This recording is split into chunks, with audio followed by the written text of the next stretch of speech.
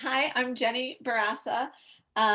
We are talking today about collaborative learning, and we're talking about collaborative learning through project-based learning because that's what Lesley and I know so well and love so much. And it's actually how we met each other, was working together at High Tech High Chula Vista in South San Diego. So we're really hoping that we'll leave you with some resources today and have a discussion, sort of a collaborative space around how to collaborate both in and outside of pandemic situations. So,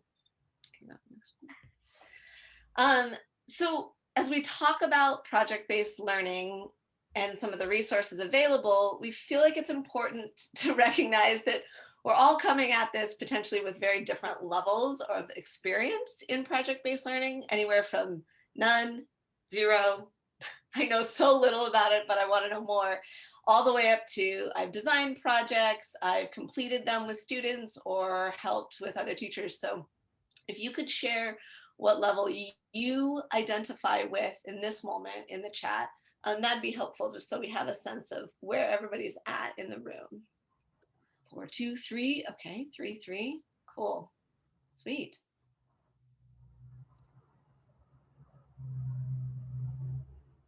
Awesome.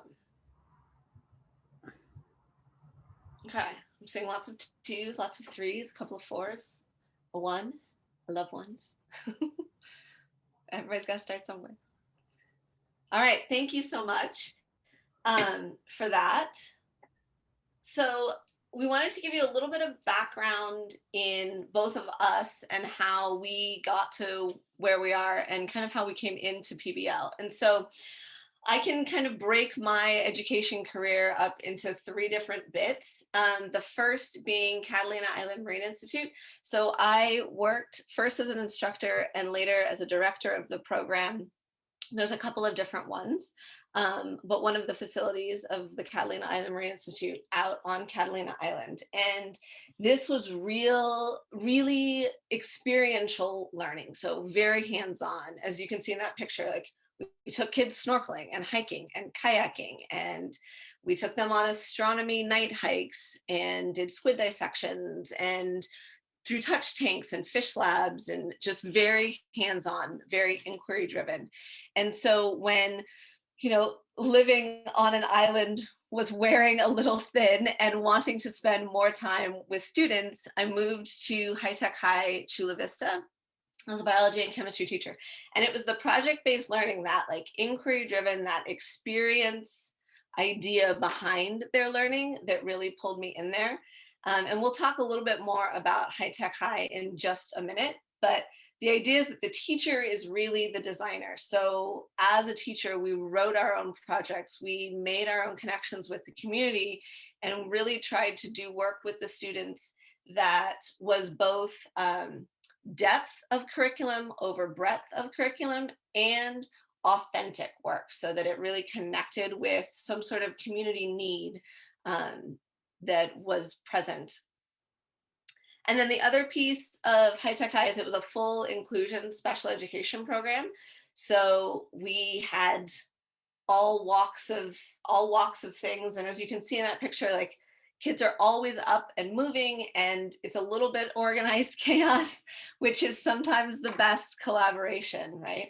And then the last piece of that there is that junior internship program. So both Lesley and I were 11th grade teachers, and one of the things I love most about the High Tech High program is it sends its juniors out into the world for a month in their junior year, and they don't come to school. They check in with their teachers regularly, but they don't come to school. They go to work. They get a mentor, and they're doing what the mentor's doing, and they're working on a project.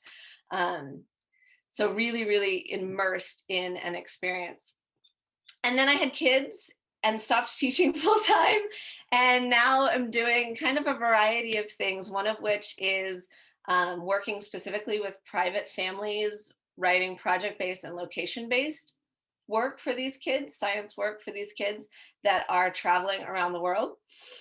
And after this last year, I could not be more jealous of all of these families, as I've been at my own house in my own space for quite a long time. And then the other piece of it is kind of coaching teachers as they're writing curriculum, writing this kind of project-based learning light curriculum. So how to bring pieces of project-based learning into a more traditional education environment.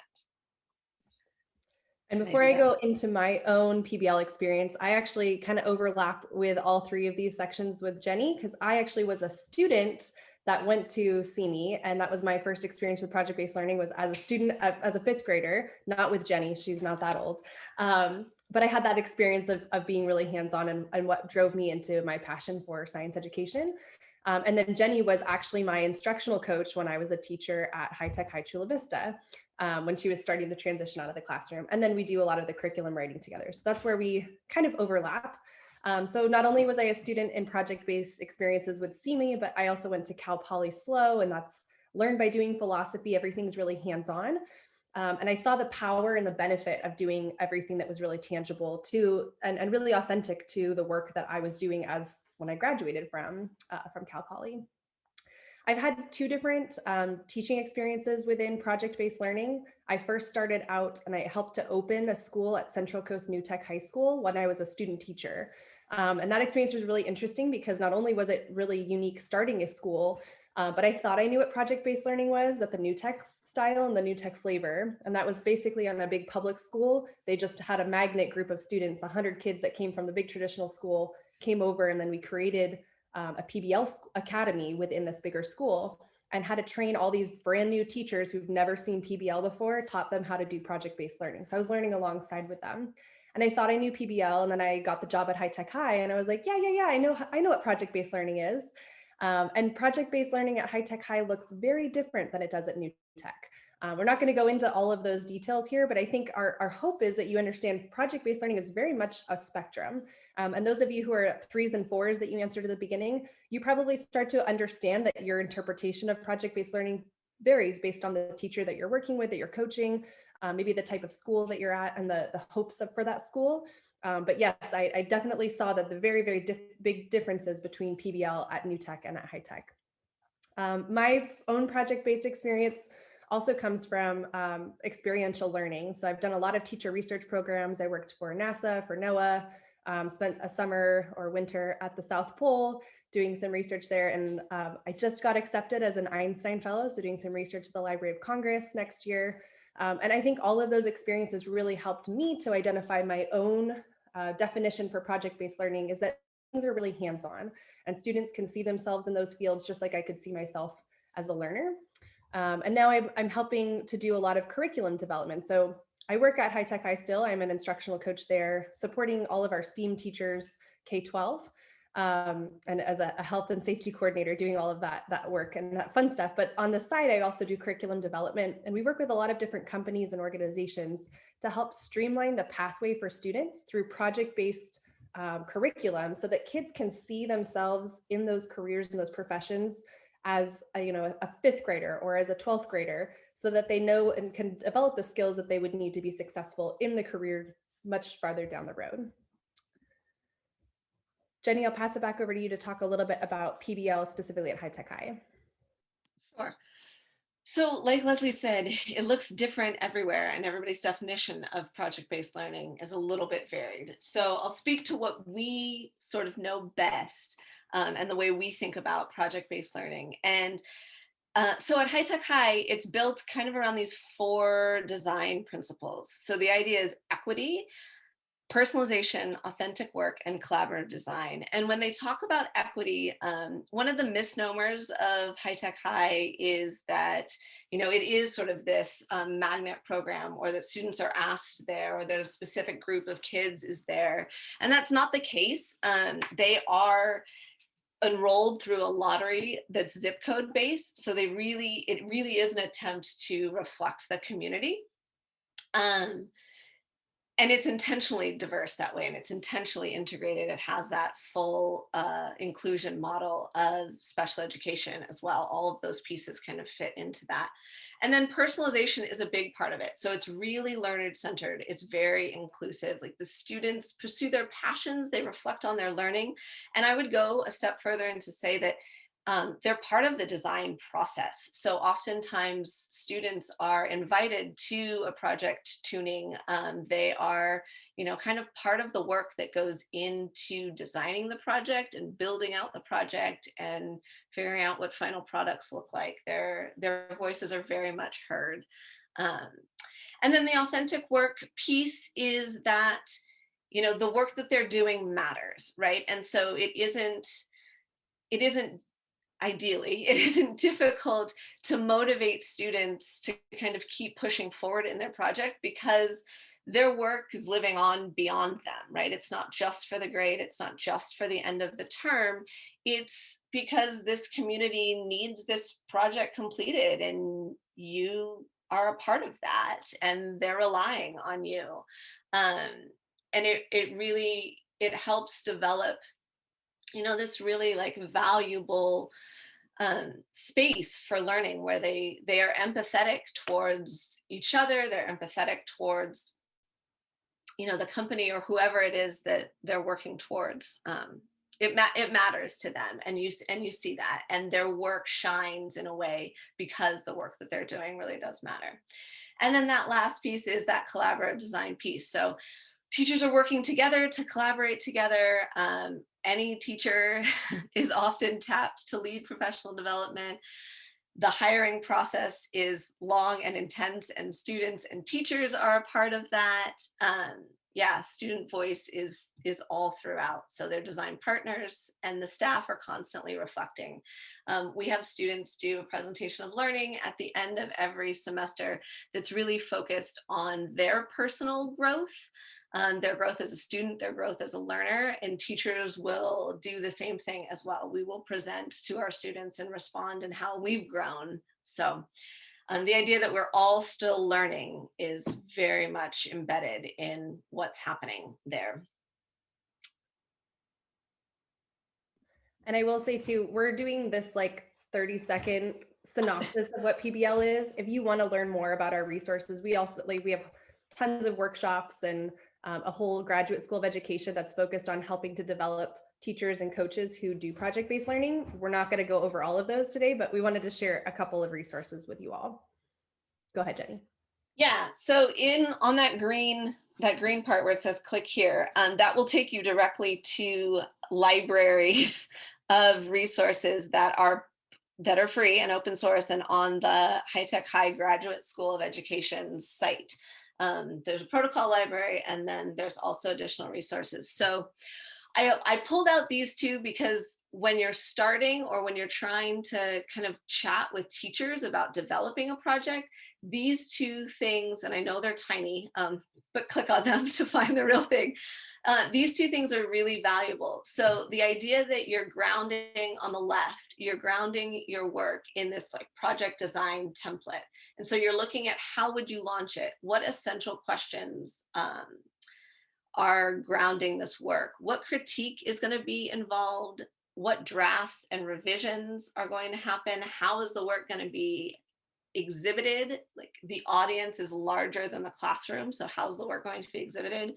How are we assessing students? And then how are they and you reflecting on your own practice? So if you have a teacher that kind of wants to start diving into PBL but doesn't really know how, this specific document is a great way to just kind of shift your thinking a little bit. And then a project tuning protocol on the other side is something that we use all the time. And we use it in a curriculum writing project just this spring as well. But the idea is the teacher or the project designer is really coming with some sort of dilemma or essential question, something that they're stuck with, right? So they then come, and it's really an organized kind of brainstorming session.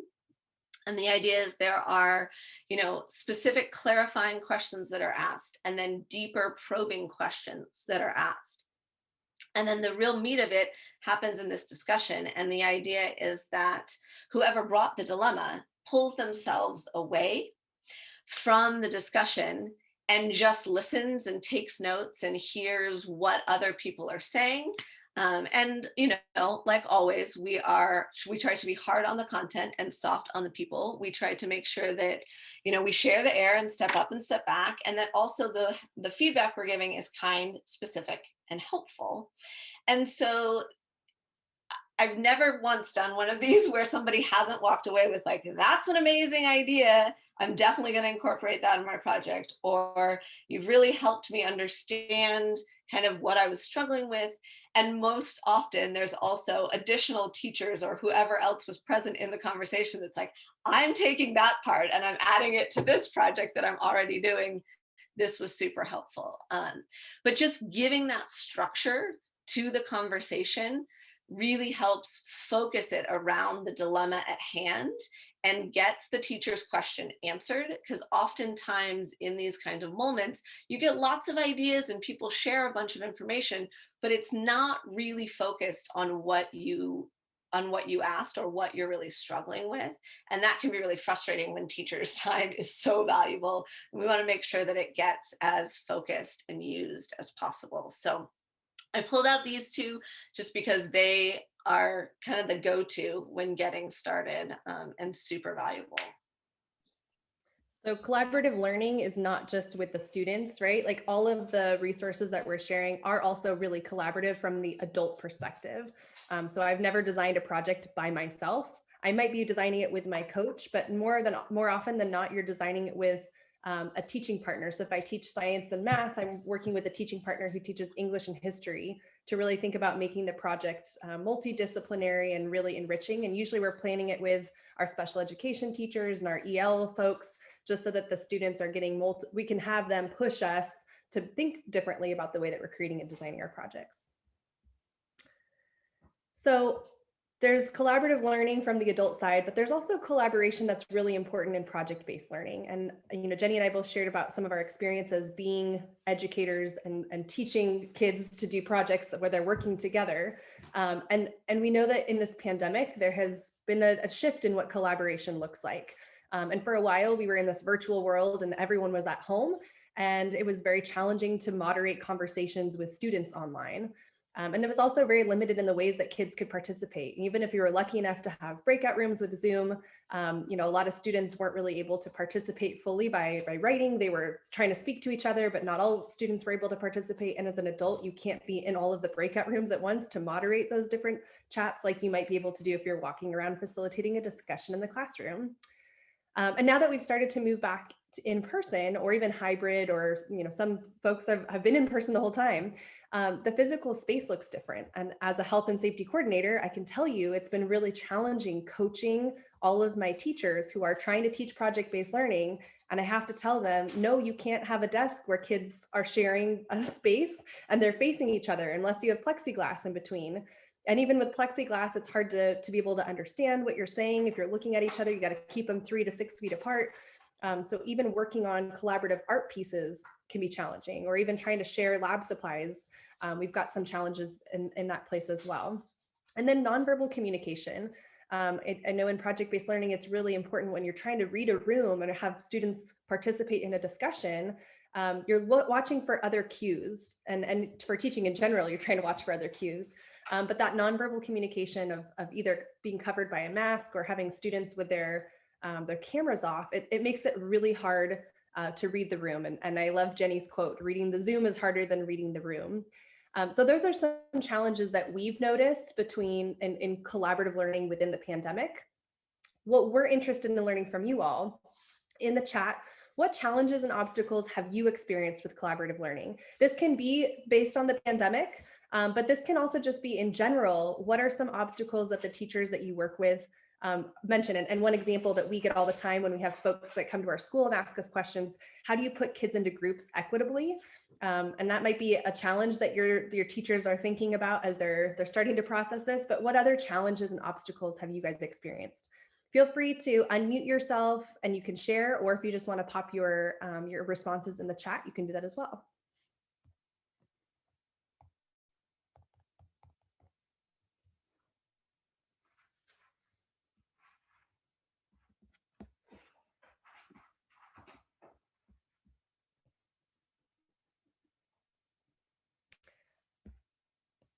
Yeah, timing can be really challenging, being able to get through all of the content to do projects. Students that are unwilling or unable to participate or contribute.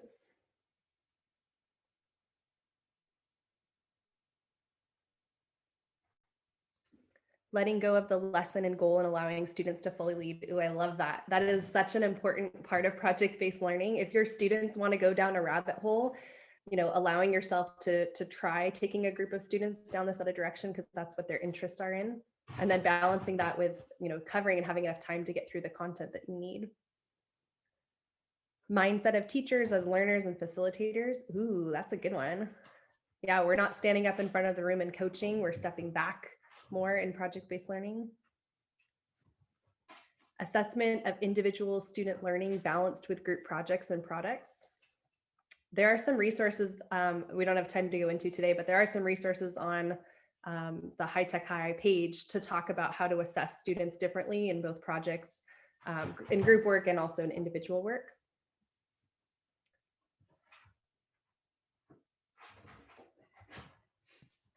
Yeah, I was going to add, Jennifer, feel free to reach out directly. Like there's a few things specifically around assessing students individually within group projects that are super helpful and take away that sort of arbitrary group grade business that is so problematic.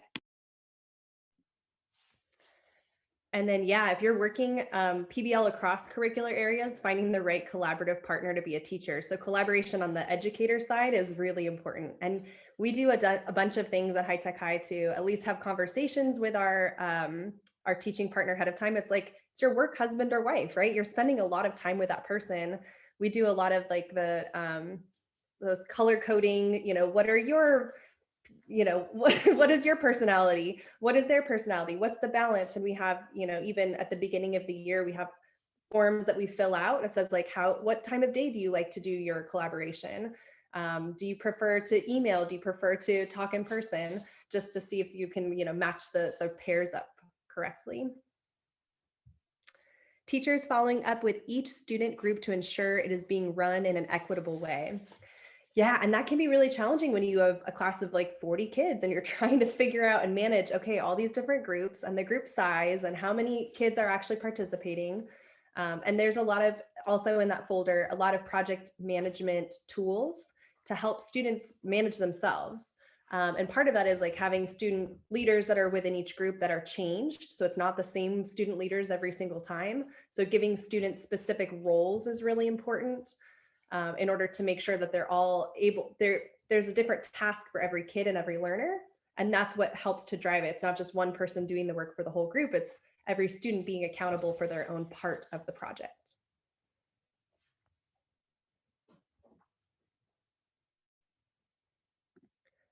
Okay, so I'm going to transition a little bit because I want to actually hear from you guys. This is not the Jenny and Lesley show. Our hope was that this would be more of a discussion.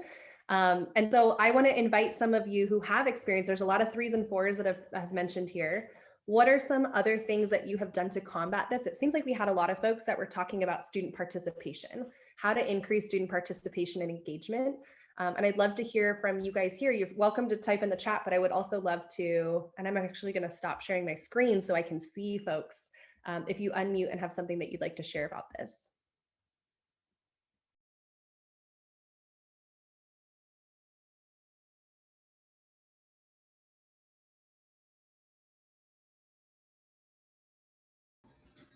I can speak. So I work in an elementary school, TK through 5th grade, and we are not a project-based learning school technically, but I used to work at an EL education school, which did a lot of project-based learning. So one thing that I find helps a lot is assigning roles for the students. So making sure that they have a job and have a task within the project that they're doing to make sure that everyone has something to do, allows them to feel ownership over what's happening and to be more likely to participate.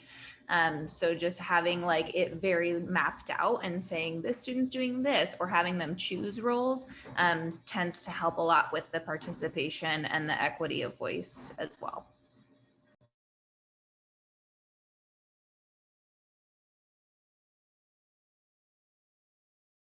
I can share. I just put in the chat, but at my previous school, I worked at a school, a K-8 school that focused on project-based learning for many years, and created a lot of project-based learning units and trained teachers how to do it and things like that.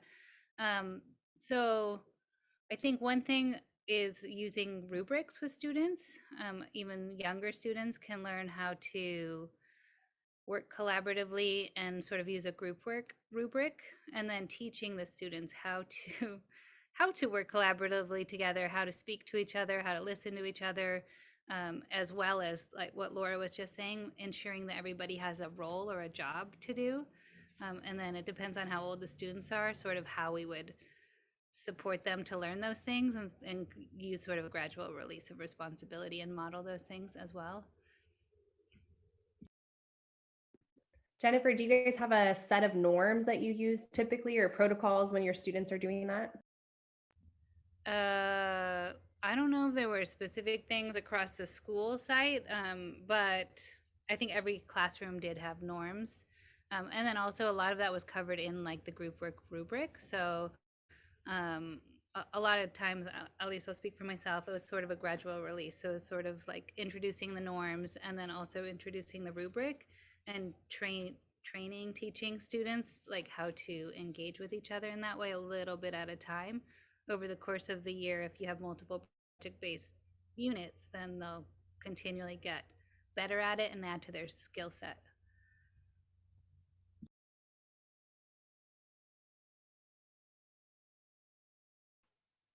I had shared that I had some opportunity to work with project-based learning.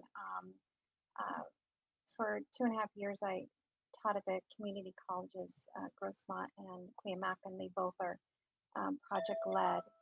And so it was very young children, but we always started just by group. We called it our community meetings, and asking questions. What it would start with, maybe a piece of material that a child would bring in, and then it just led into so many other things. And sometimes these projects would go on, for 2 weeks, and if not even more, just depending on where the children's interest was. And at that age, we really just followed their lead, and did a lot of thought-provoking questions to see if we had investigated long enough to answer all their questions. And if not, we would just keep going. Fun stuff. My challenges now as a coach is um, having teachers now that are trying to incorporate this method, but really struggling with the student-led portion, which really that's what it's all about. So I'll be browsing your resources for sure to get some guidance on how I can support that more effectively. Yeah, I will say that oftentimes giving up the reins, right, if you will, letting go a little bit, and feeling comfortable to fail. I think that's a piece of it too, like letting the students know as teachers we're comfortable failing, and as students that that's something that we're okay with too. But it is a shift. It's definitely a shift. I do have to say I'm quite impressed with your whole school. I have some friends from a Native American reserve up in Canada that came and visited High Tech, and it was phenomenal that they were able to come all the way to Chula Vista from New Brunswick, Canada, and get to see the amazing things that you guys do. So the work is obviously successful, and just really embracing children and their growth.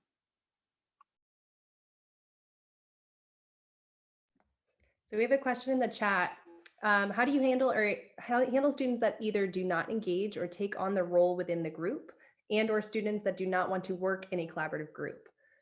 And before Jenny and I answer, I'd love to see and hear from those of you who have had some PBL experience or group work experience, if you have any suggestions or recommendations you'd like to share.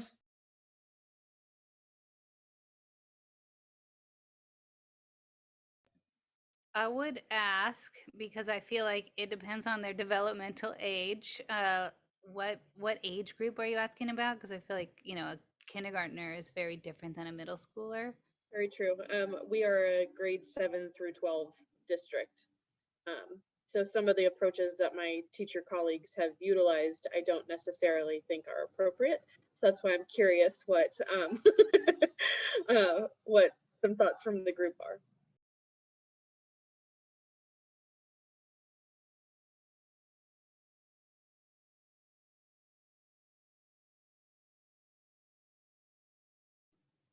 And I think even sometimes the elementary approaches can translate over. So I'd love to hear from you, Jennifer. Yeah, most of my experiences with elementary, although I have supported with middle school, I haven't actually taught PBL myself in a middle school classroom. So I would say a big piece of it is like teaching students what to do and modeling that in the classroom, and then giving them a lot of time to practice. And then also being like very specific and focus on just like one thing, like listening to each other and responding appropriately, or whatever their like specific thing is, with like the idea of building towards more collaboration. So like almost setting like little mini goals that teachers would try to hit, like month 1, here's what we want to focus on. Month 2, let's add to it and build on that. I'm not sure exactly what the specific needs are.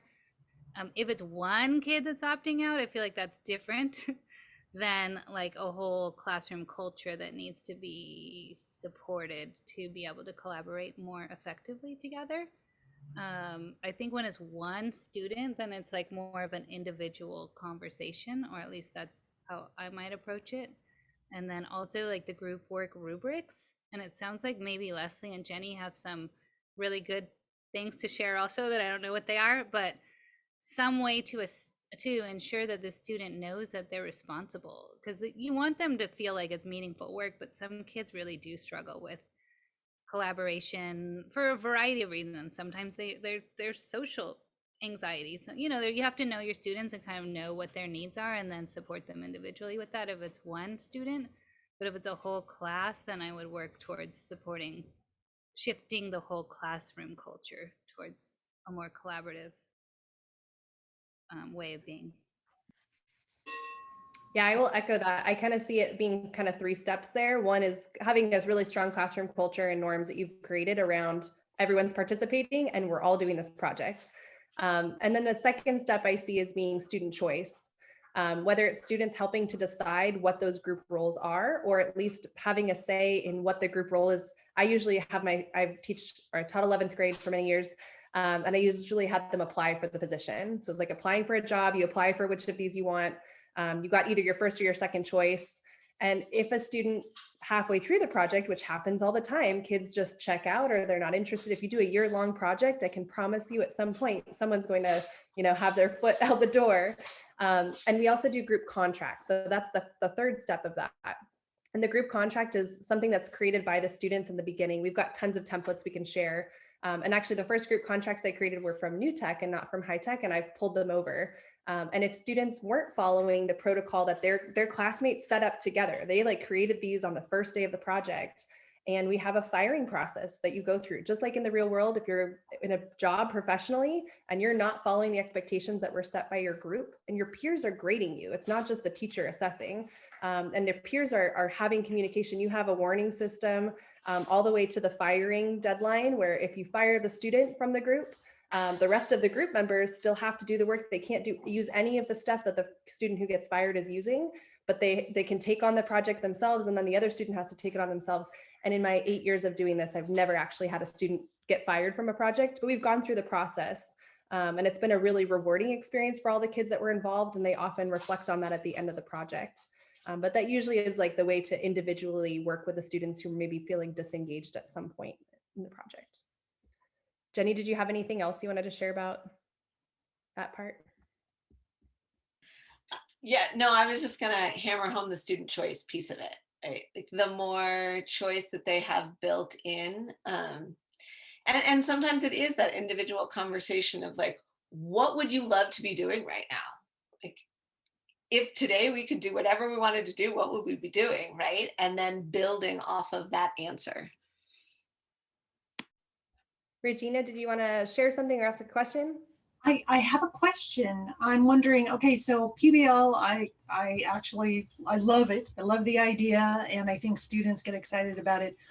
Is there any research or evidence that indicates PBL is more effective at, having students learn the content that they need to learn? Right, so to convince teachers, that would be one thing to show them. And I don't know if there is any evidence of that nature. I mean, I'm not in the Graduate School of Education, so I'm not teaching those courses. What I can tell you from the data that we like to tout at High Tech High is that 99% of our students get accepted to four-year universities upon graduating from High Tech High. Surrounding schools are about 40%. And again, our demographics we're very much a random zip code lottery. So it's not like we're pulling kids in and we're a magnet school by any means. And I think the reason that we have such a high, we've got really high personalization, but our students are really engaged in the work that they're doing. We're teaching those 21st century skills so authentically that they're not even realizing that they're learning content. They're just super engaged in the work that they're doing. And there's ways for that personalization and the choice.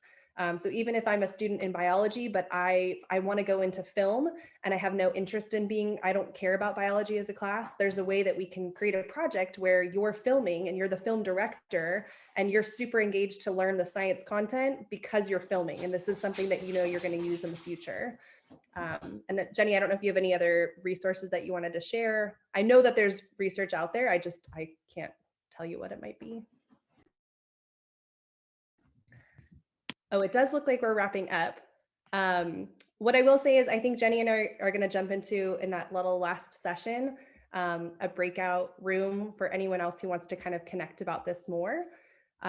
This is our contact info though. So if you have other questions, I know Jenny and I love talking about project-based learning.